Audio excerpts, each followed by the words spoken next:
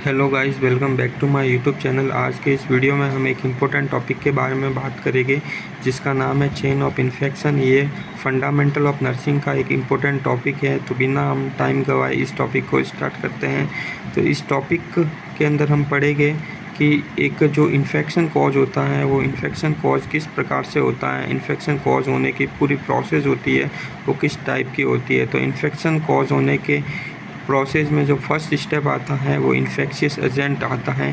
तो infectious agent एक ऐसा एजेंट है जो कि इन्फेक्शन कॉज करने की पैथोजेनिसिटी रखता हो।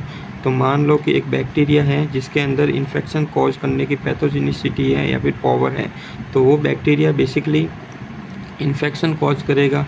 तो वो बैक्टीरिया एक ऐसे इन्वायरमेंट को खोजेगा जिस जगह पर जाकर वो अपने अंदर सेल की ग्रोथ कर सके और अपने जो अमाउंट है उसको बढ़ा सके।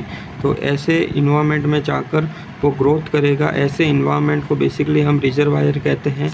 तो रिजर्वायर को हम ह्यूमन मान सकते हैं कि एक जो ह्यूमन होता है वो वर्क करता है एज ए रिजर्वायर की तरह।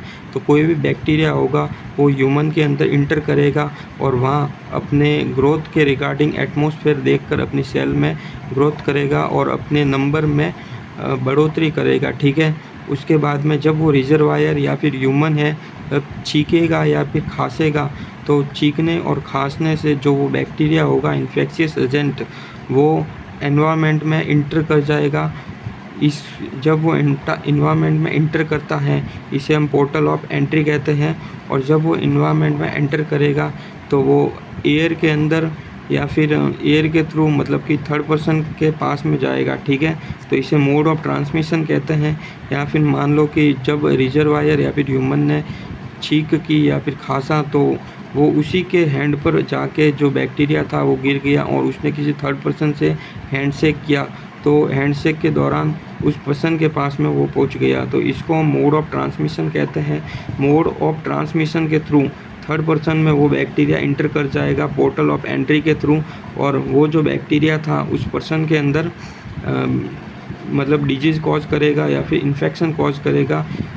तो उस पर्सन को हम ससेप्टिबल होस्ट कहते हैं। तो बेसिकली ये जो प्रोसेस है वो चेन ऑफ इन्फेक्शन या फिर इन्फेक्शन को कॉज करने की एक प्रोसेस है। तो इसी चेन या फिर इसी प्रोसेस के थ्रू इन्फेक्शन कॉज होता है। तो इसे हम चेन ऑफ इन्फेक्शन या फिर इन्फेक्शन प्रोसेस या फिर इन्फेक्शन साइकिल कहते हैं। तो गाइस, आज का जो टॉपिक है वो हमारा कंप्लीट हुआ। अगर आपको ये वीडियो अच्छा लगा हो तो हमारे चैनल को सब्सक्राइब, वीडियो को लाइक एंड शेयर कीजिए। थैंक यू गाइस, मिलते हैं नेक्स्ट वीडियो में।